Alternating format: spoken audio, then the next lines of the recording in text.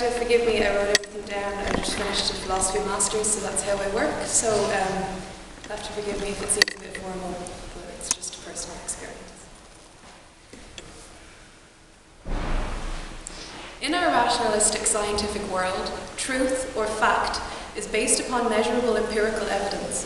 And for a huge amount of people, this tends to discredit metaphysical or spiritual phenomena, as they are continuously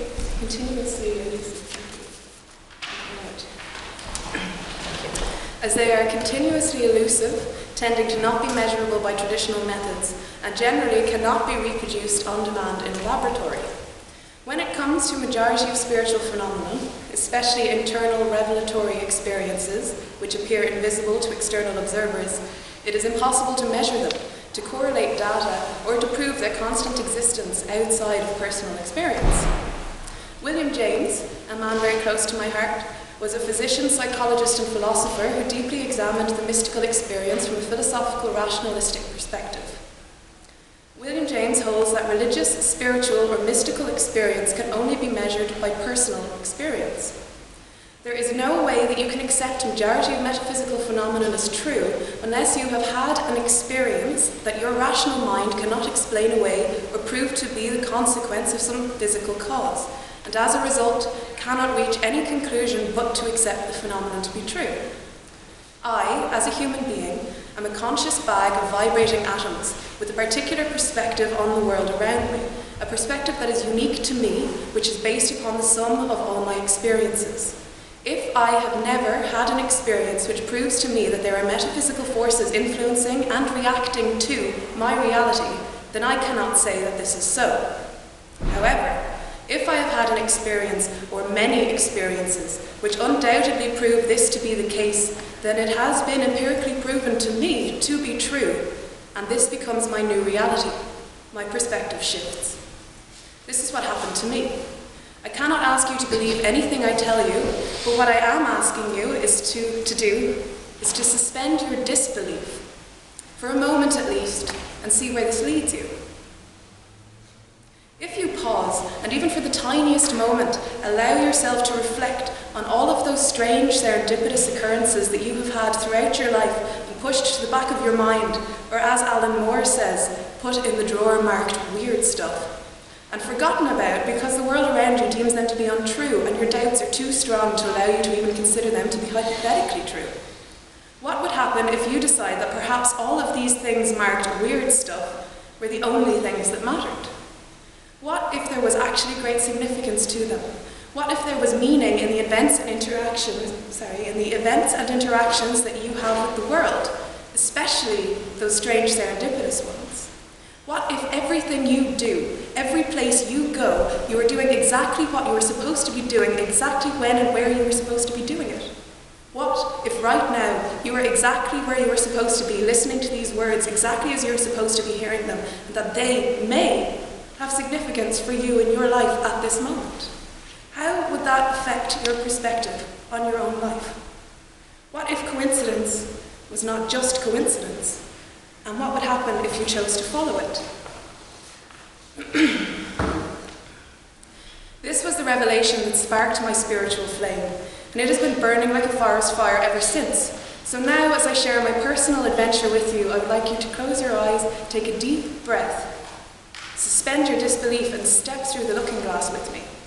Whether you come back or not, well, that is completely up to you. I was raised a Catholic, in that a la carte kind of way, with little or no emphasis on developing a deeper relationship with my higher self or focus on a direct personal connection with a higher power of any kind. I was raised with Western ideologies influencing my belief that material achievement and wealth fundamentally meant that your life was successful, that once a nice home, fancy toys and clothes, and a good education were provided, then a profitable career and future life could be attained, and well, from there it was plain sailing, guaranteed happiness. This turned out not quite to be the case. My father died very suddenly when I was 11, leaving me with a plethora of emotional issues, whether I like to admit it or not. Throughout my teens, these manifested in an obsession with relationships and sexuality. I would find myself attracted to anybody who expressed an interest in me simply because of my subconscious desire not to feel alone and to fill the eternal void within myself. Someone, something to fill that hole inside each of us that is obvious to us upon reflection, that hole that looks back at us. An infinitely dark abyss within our hearts that is very evidently there if one can muster the courage to look within. I would fill this void with food, alcohol, makeup, clothes, cigarettes, drugs, legal and otherwise stuff, legitimately attained or otherwise, serial monogamy, one-night stands, and worst of all, I would just sleep. I would indulge in all of the societal prescribed vices and still, regardless of how much I believed I would enjoy them and that they would make me feel better, I was eternally miserable. I would spend days in solitude watching conspiracy movies and science fiction films, feeling lost and alone in my self-created hell. I would sabotage friendships, relationships, opportunities, unknowingly tripping myself up throughout my life, walking around in a zombified state, compulsively shopping and indulging in consumption, poisoning my body and mind. I was lost in a miserable sea of self-manipulating psychological slavery, completely unaware of the control that I had over my own reality. This was the world for me. This was just the way it was, a dark place full of dark people, all selfish, all out for themselves. It was everybody else's fault that bad things happened to me. I was unlucky. I was unhealthy. I was suffering because of how I was being treated by myself. I was poisoning myself with toxic negativity. I was a victim and it was everybody else's fault that I felt that way. About 2 years ago, everything changed for me. Well, more truthfully, I changed everything for me. It was a fundamental shift in perspective that started it. Looking back, I find it difficult to pinpoint exactly the moment when this vivid shift inside of me occurred. I think it is best described as an opening of sorts, an opening perhaps to love. I think it may more so have been a gradual introduction to a variety of ideas that ultimately led me towards an alternative worldview to that which is held in such esteem by the scientific materialists who seem to dictate our Western perspective. My spiritual awakening began with the opening of my mind to the possibility that my belief system was not necessarily quite correct. I had begun to accept without doubt that there were huge discrepancies in the capitalist system.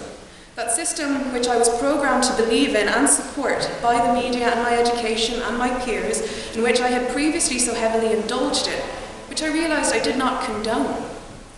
I could not understand the principles of profit before people or the environment, the guiding law of capitalism being profit. These ideas just seemed completely illogical to me, for surely without the environment being kept in top condition there cannot be people, and without people, how on earth could there be profit? Profit is the short-term goal for so many, and as a result, the best possible outcome of a scenario is rarely even considered, never mind worked towards. Millions of individuals across the world are starving and deeply involved in violent situations while we happily sit at home playing war games on our computer screens and munching down on Pringles. Things just didn't seem right. I began to try and shift my focus. I turned off the TV, and I almost instantaneously began to develop a global consciousness. I began to really start to question not just what was happening in my direct experience, but all around the world. I began to wonder that if things were not being done with the best possible outcome for the majority in mind, then why was it being done that way? Well, with the best possible outcome for a few was the goal, of course. How few will thoroughly frighten you, as will the lengths to which they will go to secure the continuation of this process, if you ever choose to investigate it for yourself. Now, this is not a talk to focus on these matters, but the area of conspiracy theories was a hugely important topic for me, which led extensively to the opening of my mind and towards my realization that my perspectives on the world were not necessarily accurate. The stark realization that yes, your governments, financial institutions, media, and trusted officials are probably keeping things from you at best and lying to you on every possible level at worst. They are manipulating the truth to achieve their own aims and not the best possible outcome for the people that they represent. This is irrefutable fact. And unfortunately, this is the nature of democracy and the driving principle of capitalism. So, I chose to direct my attention elsewhere. I couldn't devote any more of my energy towards it, plus it was depressing me extensively, and to be honest, I was petrified. What could I ever really know to be true if everything about the system I had believed in turned out to be propaganda and lies? Where would I even begin? I looked to philosophy for answers after stumbling upon an article written about the character of Socrates while serendipitously surfing online. Socrates came to the point in his thinking that I had come to. He admitted that he was only wise because he knew that he knew nothing. A famous line, but what does it actually mean? It means that you have been conditioned by your parents, by your society, and most importantly by yourself to believe things which are not necessarily true, but which are only true because you believe them to be. Should you ever choose to take the step towards accepting that what you believe may possibly be false, then you can admit that you in actuality know nothing and cannot actually know anything, which by extension gives you the potential for true wisdom. Well, earlier in my education I had studied an undergraduate degree in philosophy, which I completely took for granted and had been fast asleep for most of it, metaphorically and literally. And as a result, had not appreciated the gift which had been handed to me, psychological freedom on a platter. I was too bloody miserable and trapped within my own sabotaging self-hatred to notice. Now I knew that this was where I must return. I didn't know how I knew this. It was just the action I knew that had to be taken to progress. I had to study the art of living and to reflect upon and learn how to control my thinking. I knew that this was going to be the key. Fortunately, I was blessed with the means of being able to return to complete a taught master's, an experience which would change my life's course forever. I began to listen, to really engage, to ask questions. I found myself consistently having my mind joyously blown in the middle of class when discovering, for example, the premises of Buddhism. Ideas such as craving being the cause of all suffering on earth, and that a state of nirvana, complete, transcendent, peaceful contentment, is attainable for every living being on this planet. I learned that Plato had held the idea of anamnesis to be the true nature of our spirits, that our souls reincarnate over and over again. That Pythagoras had had a religious cult from which his mathematics grew, that many philosophers and even psychologist Carl Gustav Jung, for example, believed in the existence of a universal unconscious, that all of our unconscious minds are on a deep transcendent level, one superconscious mind. Lots of people honestly, logically, justifiably believed these things. What made them any less true than anything else I had been told was true in my lifetime? A lot of these ideas struck me as particularly significant because they were also coming up creepily in and around the same times in my moonlight research, where I had been studying meditation and had begun to research New Age content, to read information on Eastern religions and philosophies, and also to revisit a lot of science fiction and fantasy stories which I had had an earlier interest in. I began to see Philip Pullman's His Dark Materials, Star Wars, Tolkien, the Matrix trilogy, and even Harry Potter to contain more truth than I ever could have realised, hidden under a thin facade of plot and Hollywood dramatics. I began to experiment successfully with the law of attraction after coming to understand that I was completely responsible for my own reality, and I began to open myself to the possibility that I, like everyone else on this planet, had psychic abilities and started to learn how to harness them and how to tune in with my higher divine intuition. I began to research and to occasionally have vivid authoritative experiences with visualization, lucid dreaming, psychedelic healers, shamanic journeying, astral projection, hypnosis, altered state therapy, and I, most importantly, began to see that I was a spiritual being having a physical experience. The universe manifested in physical form, simply observing and expressing itself from my unique standpoint. If my higher self is connected on a deep transcendent level to all other higher selves, then ultimately we all share a transcendent reality which is common to all, the nature of which, if we choose to open our hearts to it, is love, tranquility, forgiveness, and compassion. And if we wish to manifest this reality in our lives on earth now, it must be how we consciously choose to treat others, and most importantly, to treat ourselves. The most interesting progression in my research came after I had decided to complete my master's, but before I had had any idea what I was going to complete my thesis on. It was then that I first began to notice the trail of coincidence in my life, and how if I chose to follow, it would lead me to new and exciting heights. The biggest and most relevant, I think, to fellow research students began when I was handed by a complete stranger an issue of Humanism Now. Humanism being a movement I once resonated with, but I now have issues with their doctrine which I find to be too aggressively secularist. On the cover of this magazine, there was a sketch of a man climbing out of a grave, and the headstone read, "Reviving William James." Upon opening the article, I realised I was so far removed from academia at the time that I couldn't understand most of the words on the page. But I seen one thing that I recognised and on a vague level understood, the idea of a universal unconscious. I stood there, looking at this article, not understanding most of it, knowing deep down on some intrinsic level that this was the man that I was going to write my thesis on. It had been handed to me randomly after I had been kind to somebody, and I knew that this was the man I had been looking for. I was not disappointed.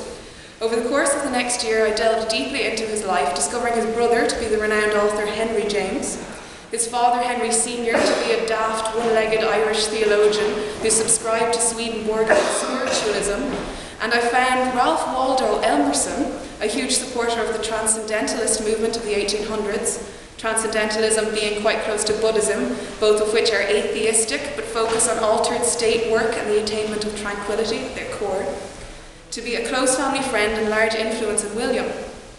William himself was influential in a huge variety of fields, including medicine, philosophy, and especially for psychology, for which he wrote the first English language textbook, set up the first experimental psychology laboratory at Harvard, and was the first to lecture on the subject of psychology at Harvard. What is fascinating about James's psychology textbook is that it speaks about altered state therapy as standard, and even discusses mediumship and channeling in huge detail, with it having its own chapter. Then one day, while perusing a book I have detailing the history of the New Age movement, I seen clear as day written that William James can be considered the father of the New Age movement. On one level, my heart jumped into my mouth and I began to laugh uncontrollably, but on another, I was not surprised. For a considerable extent of his young adult life, William suffered from extreme depression. For years, he tried hundreds of techniques, remedies, and methods to alleviate his dis-ease. But ultimately, he read the work of a French philosopher, Renouvier, who spoke of what today we would simply call positive thinking. But for William, in the late 1800s, this was a unique perspective which he had never come across before. It was at its most basic that if you think about things that make you happy, you will undoubtedly feel happy. If you think bad thoughts, you will feel bad. Change your thinking, change your feelings. The revelation for him was clear. Your thoughts create your emotions. Think of Peter Pan, and this is my comparison, not James's. If you wish to fly to Neverland, you must think happy thoughts or the fairy dust won't work. This notion changed William's life. He recovered from his chronic depression almost instantly and was shortly afterwards offered a position teaching physiology at Harvard, after which he moved to psychology and later to philosophy. And it was his mystical philosophy which I completed my thesis on. It was an incredible experience. I enjoyed every minute that I spent with William, and he taught me many things, as did his family. And I received a first-class honours for my work. Up until that point, I had never been a better than average student, because I simply didn't care. But I loved my work on William James so much that it was not work. If you can, choose to study something you love, because there is no greater experience, and I would have missed that experience had I not chosen to follow the trail of serendipity. Coincidence is a difficult spiritual law to pinpoint. It is evasive, but at the same time extremely evident. It strikes you as a surreal, noetic marking point in its appearance, reminding you that you are exactly where you are supposed to be, doing what you are supposed to be doing.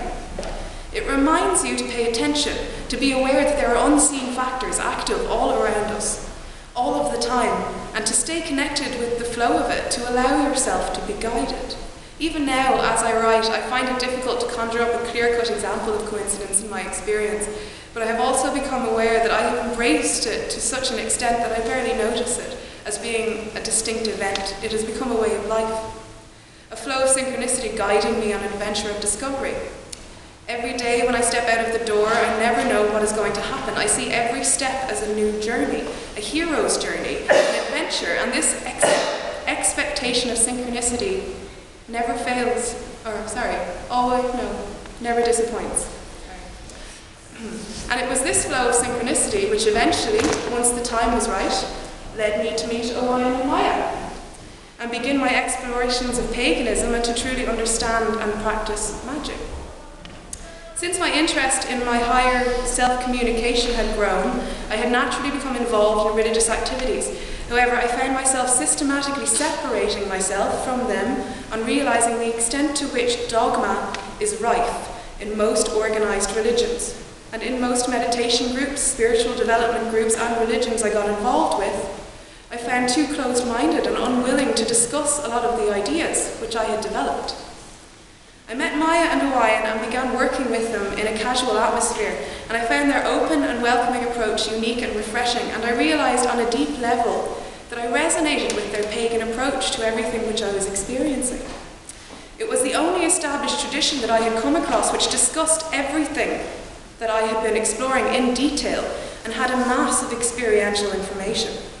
I have not been initiated and do not at present have any intentions of being initiated into any specific discipline of magic or Wicca, because intrinsically I think this may actually defeat the point. I see magic, true religious experience, as something which is unique to each weaver and cannot truly be dictated by dogma, only suppressed. Wicca is a nature-based perspective which encompasses the movement of the stars, the sun, and the moon in its phases, seasons, and natural elements, earth, air, fire, water, and ether or spirit as its core principles. These values resonated with me. I enjoyed the ritual of casting a circle, creating a sacred space, and calling in the earth elements whenever I have an intention I wish to give more strength to, or a wish or a spell, words which I wish to give energetic weight before I send it out into the cosmos. And everything I do is done in the name of love and light, and with that strength, because I am acutely aware that it is these forces that saved me from my psychological prison. And it is due to this that I'm standing here, speaking to you, just like I'm supposed to be, sharing my experiences with you. My intention is simply that something I have touched upon this evening may resonate with even one of you beautiful individuals who have kindly taken the time to hear me out. In The Mindscape of Alan Moore, a film made by Alan discussing his understanding of the magical life, he suggests how if we are all connected on an unconscious level, and we are all the universe expressing itself, then, when we are doing the will of our true self, we are inevitably doing the will of the universe. In magic, these are seen as indistinguishable, that every human soul is in fact one human soul. It is the soul of the universe itself, and as long as you are doing the will of the universe, then it is impossible to do anything wrong. That is my purpose in coming here and speaking with you today, to show you that you have a choice. Whatever you believe is real, or equally unreal. That is what is true. You create your own reality. We are beings of equal light and darkness. Both God and the devil, it's all in here. We are beings of light weighed down by our shadows, and in our lives we have the option of choosing which life to lead. There is a well-known Cherokee legend which speaks of two wolves within us, one being hatred, jealousy, greed, anger, insecurity, self-hatred, shifting blame. The other being love, forgiveness, compassion, generosity, and acceptance. Which wolf is stronger? Whichever wolf you feed.